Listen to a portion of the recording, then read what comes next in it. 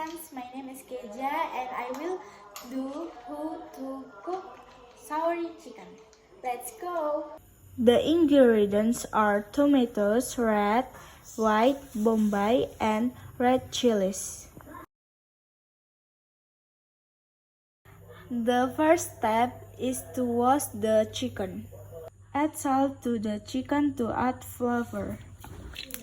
And heat the oil. Put the chicken in the hot oil.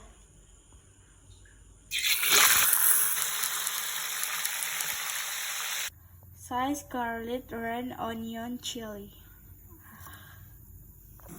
Saute shallots, garlic, and chilies.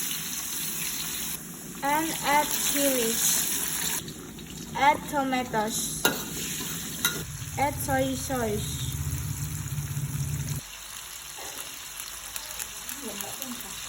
Put in my pepper. Put royco. Add soury. Add the fried chicken.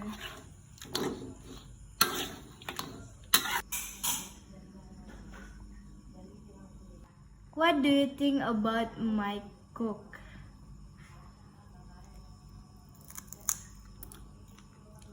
Very tasty and delicious. Goodbye everyone. Thank you for watching. Bye.